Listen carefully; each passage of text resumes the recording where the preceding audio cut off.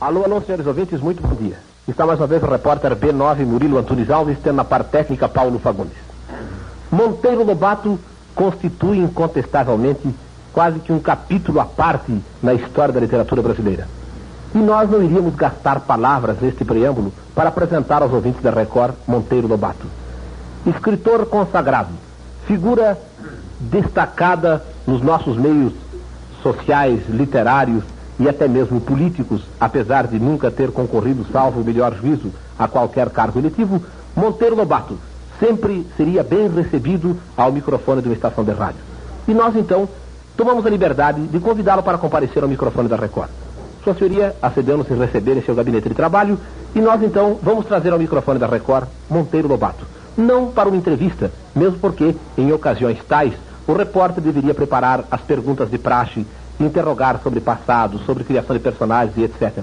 Nós achamos melhor, em virtude mesmo da formação intelectual, do modo de proceder de Monteiro Lobato, realizar uma como que conversa com o repórter. Uma conversa inteiramente improvisada, como costumam ser todas as conversas, ao sabor das ideias e, enfim, abordando assuntos de interesse geral. E assim, nós pediríamos inicialmente a Monteiro Lobato, vai perdoar-nos tratar familiarmente essa familiaridade que nasce da popularidade e perguntar se tem usado com muita frequência o microfone. Se não nos enganamos, Monteiro Lobato já compareceu algumas vezes ao rádio, não? Bom, agora eu vou falar aqui, não é? É, aí mesmo. Desse canudo. Perfeitamente. Eu não tenho prática nenhuma. De maneira que é possível que saia tudo errado. Eu agora que estou aqui no parque é com o Vanzolini. Não sei se vocês conhecem, o Zé Caninha. Pois não. Eu toda noite ouço Zé Caninha naquele programa, como é que chama? Cartório de Protesto. Perfeitamente. E gosto imensamente dele por uma coisa. Uma grande descoberta que eles fizeram. Ele e o seu companheiro Vasconcelos, eles descobriram que é um grande erro. Está renovando o programa. O certo é repetir todas as noites a mesma coisa. O público acostuma, gosta e não quer mudança. Eu hoje fico danado quando eles mudam as pilhérias. Gosto de ouvir todas as noites as mesmas pilhérias.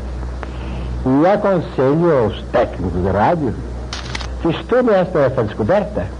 É uma descoberta psicológica muito interessante e muito importante. Até aqui o rádio era baseado na renovação constante dos programas. Perfeitamente. Novidade em cima de novidade.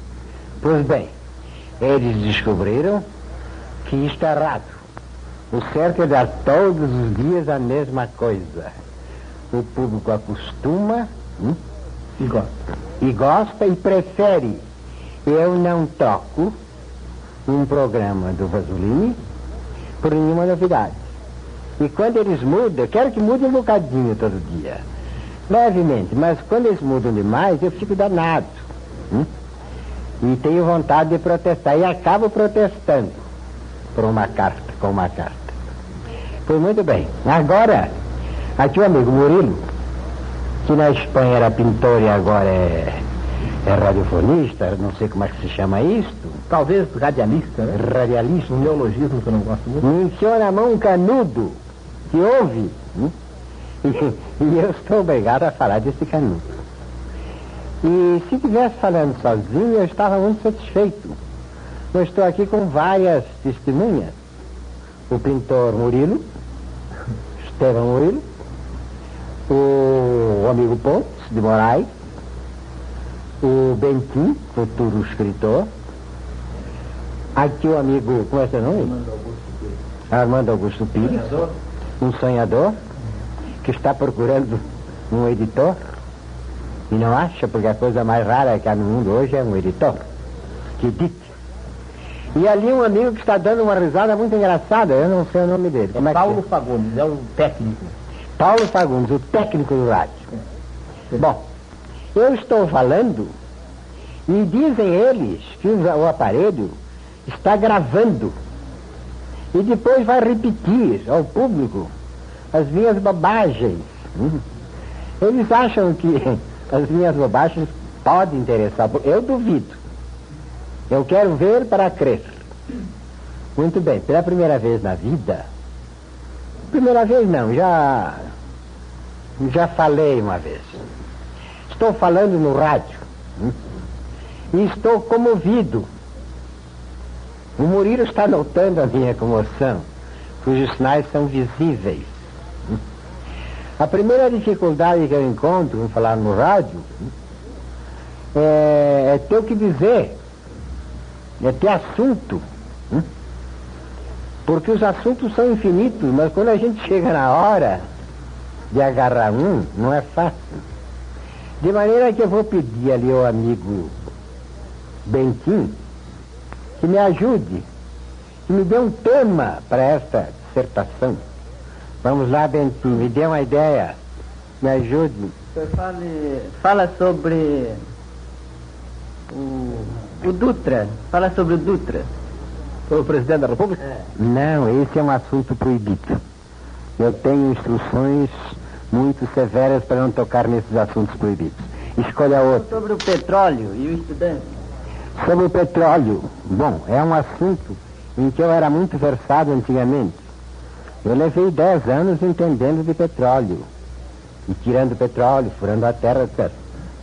Hoje eu noto que o petróleo fez um grande progresso.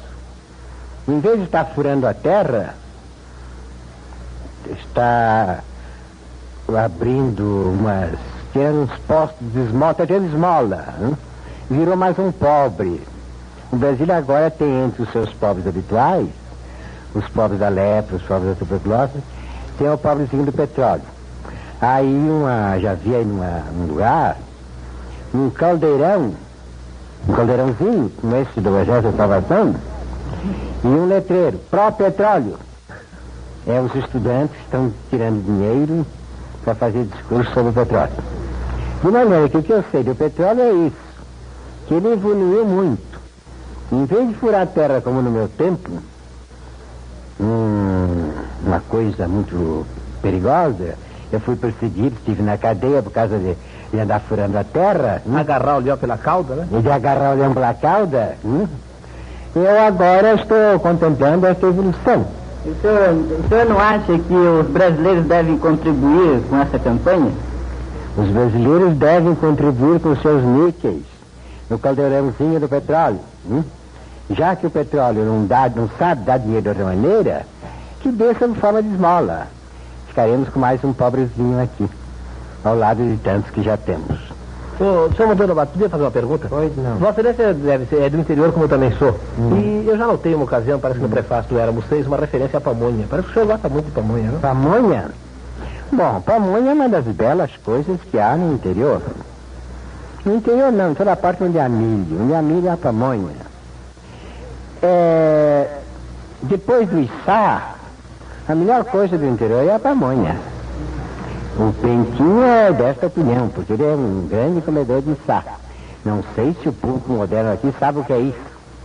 Içá é formiga torrada.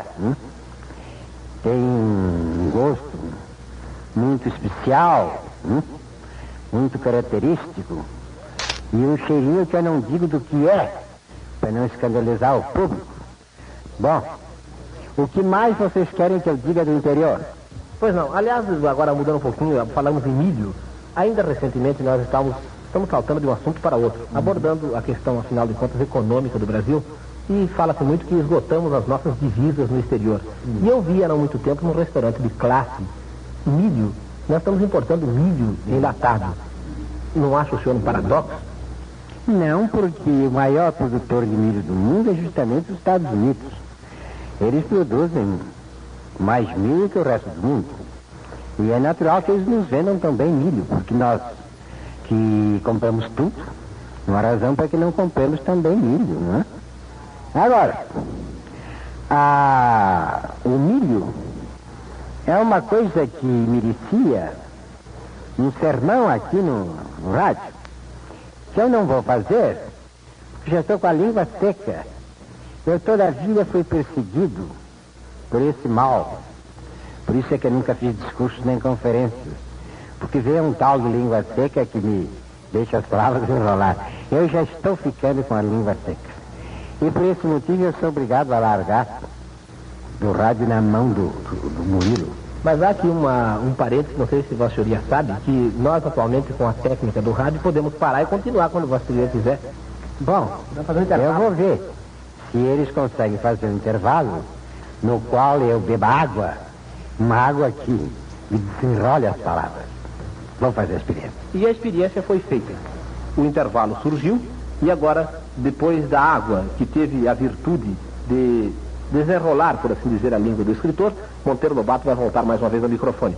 Mas nós agora pediríamos permissão para formular umas 2 ou 3 perguntas, que são as perguntas que andam penduradas no lábio de todos aqueles que nos estão ouvindo. Estamos certos. A primeira pergunta seria a seguinte: se o senhor Monteiro Lobato poderia dizer alguma coisa sobre as suas personagens, embora já essa pergunta seja um tanto quanto cedista, muita gente já haja formulado. Essas suas personagens infantis, principalmente, surgiram como... Pode falar aqui mesmo. Essa pergunta é muito difícil de ser respondida, porque eu não me lembro mais como é que ele surgiu, faz tanto tempo. Eu me lembro que tem uma Emília, que é muito engraçadinha, mas não me lembro como é que ela surgiu. Tudo isso são coisas águas passadas. De maneira que eu queria que o radiologista, radiólogo, radio não sei o quê, fizesse uma pergunta menos pessoal, menos próxima. Isso está muito esquisito. Eu vou passar a ele o microfone, está dizendo ele, para ele fazer outra pergunta. Pois não, então, deixado de parte este assunto, nós gostaríamos então de pedir ao senhor Monteiro Lobato alguma coisa sobre a situação atual do Brasil, porque nós acreditamos que há quase uma crise generalizada de confiança, o império do suborno. Se poderia, como escritor, como apaixonado dos problemas nacionais, dizer alguma coisa sobre a época em que vivemos? Esta pergunta ainda é mais difícil que a outra, porque ele acha que estamos numa época generalizada de suborno, e eu tenho medo de me comprometer. Eu já tenho já fui para cadeia uma vez, e depois disso eu fiquei cauteloso. E antes de eu emitir uma opinião, eu penso nas consequências. Porque há uma pessoa que já me proibiu de voltar à cadeia, minha mulher. E eu respeito muito as ideias dela. Ela acha que uma vez já é o bastante. E graças aos seus conselhos eu me tornei cauteloso. De maneira que eu não vou dizer nada sobre esse negócio de suborno, mesmo porque não sei o que é suborno. Nunca fui subornado, não tenho nenhuma experiência pessoal do caso. Agora, ouço dizer que é uma coisa muito agradável, que as pessoas oferem grandes lucros por intermédio do suborno, mas não vale a pena entrar em assuntos que podem desagradar pessoas respeitáveis aí fora. De maneira que vamos ver outra coisa menos comprometedora. Então, essa outra referência que fiz, nessa crise de confiança generalizada que há por aí, quase ninguém parece que acredite mais ninguém no Brasil e muito menos no futuro de nossa terra. Bom, esse negócio de não acreditar no futuro aqui da Terra é consequência da nossa história. Tudo tem fracassado. Todas as nossas experiências têm fracassado. Não há razão para acreditar. Pessoalmente, eu acredito ainda em alguma coisa, mas é pro forma. Para não desagradar totalmente os patriotas, coitados. Eles têm tão boa vontade, têm tanto gosto em que a gente lhes diga coisas agradáveis. De maneira que, por causa deles, eu finjo acreditar em alguma coisa. Mas cá entre nós que ninguém nos ouve, eu também não acredito em mais nada. E tenho verificado o seguinte, que só os homens que chegaram a esta filosofia, é que são felizes. Porque todos os que ainda acreditam em alguma coisa acabam levando na cabeça. Só os céticos absolutos é que acertam. De maneira que cá entre nós que ninguém nos ouve, eu acho que esta é a verdadeira filosofia. Não acreditar em nada. Porque tudo é duvidoso. E é bom, acho que já é tempo de mudar de assunto. Vamos ver outra coisa. Então mudaríamos de assunto, embora acreditamos que, pensando dessa forma mais ou menos cética, a resposta quase que poderia ser antecipada. Mas quanto à situação internacional, seria possível um acordo entre as nações? Eu acho que um acordo entre as nações será uma coisa facílima e facílima de ser conseguida no dia em que todas as nações tiverem armas iguais. Quando todas tiverem bombas atômicas de igual força, a harmonia entre elas vai ser absoluta. O que causa diferenças entre os povos é a diferença dos armamentos. Enquanto uma tiver bomba atômica e a outra não, a que tiver bomba atômica usará da sua superioridade. E faz muito bem. Era como eu procederia, como aqui o amigo procederia, como todos procedem. Quem tem força abusa. Agora, quando falta força, então todos ficam muito bonzinhos e muitos amigos.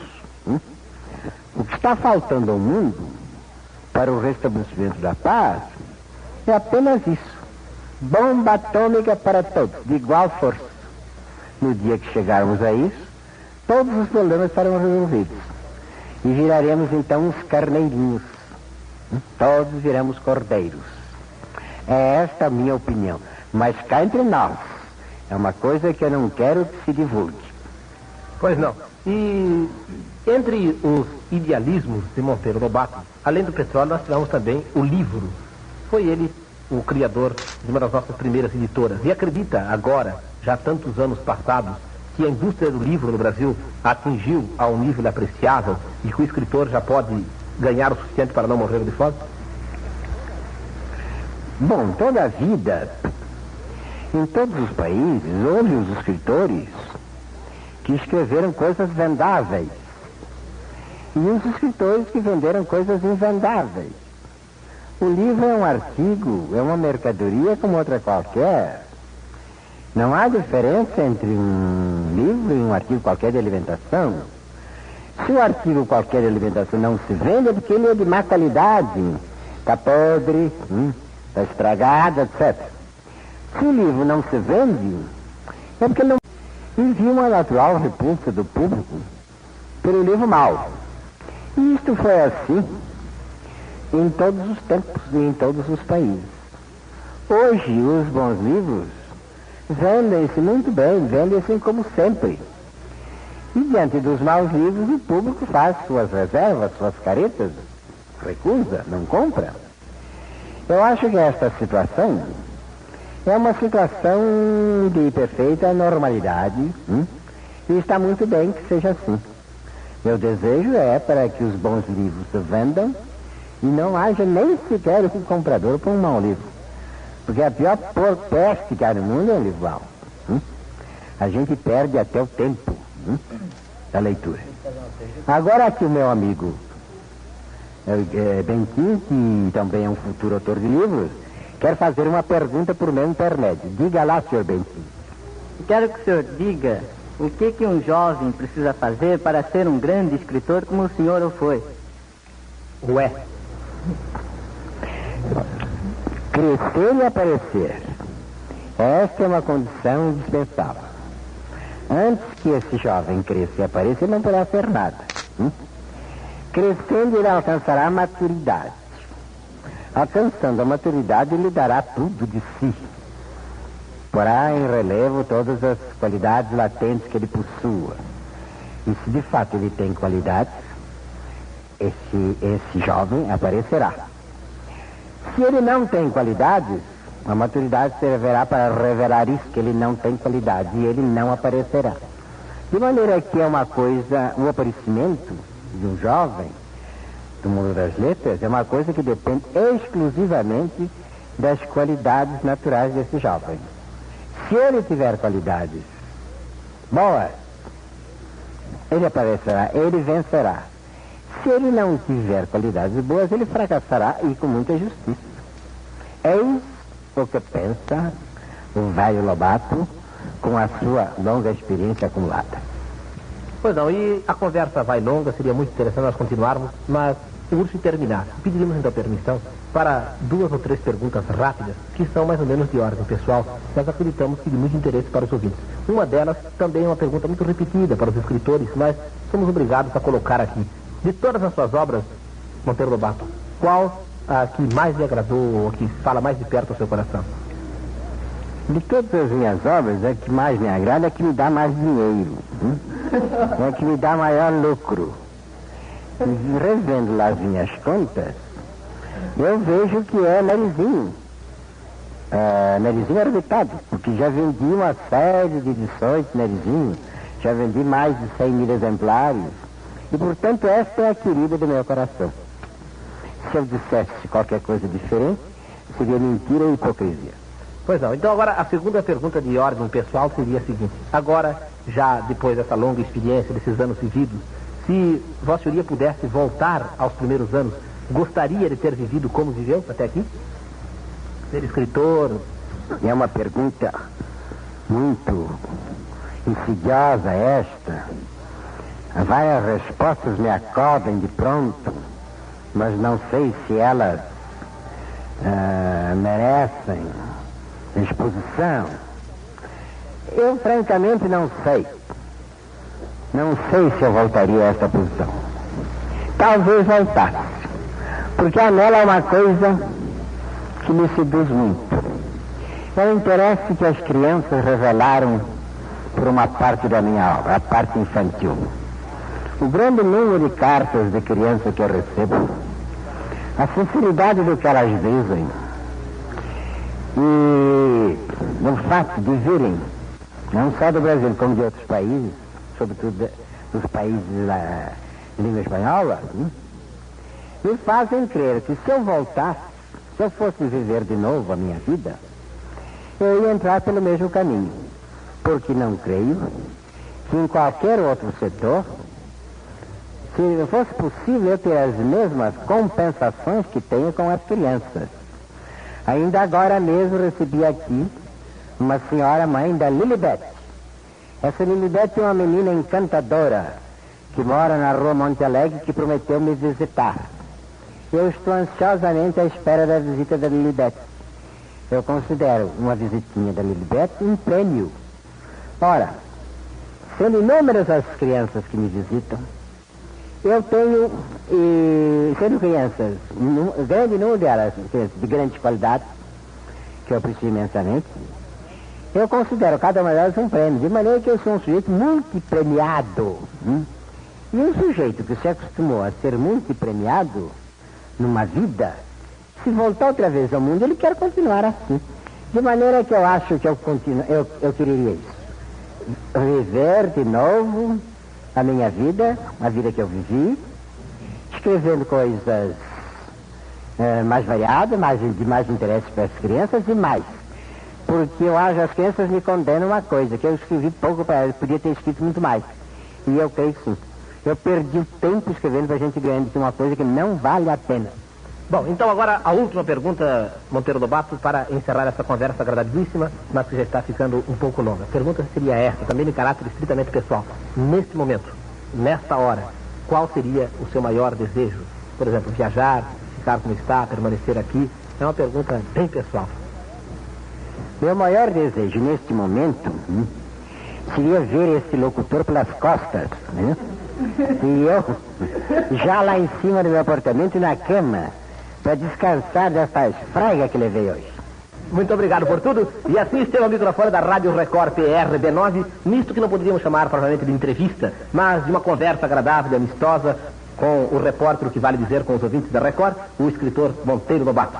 Esta gravação foi feita em seu gabinete de trabalho e tendo na parte técnica Paulo Fagundes, que se despede do repórter B9 Murilo Antunes Alves. Muito boa tarde.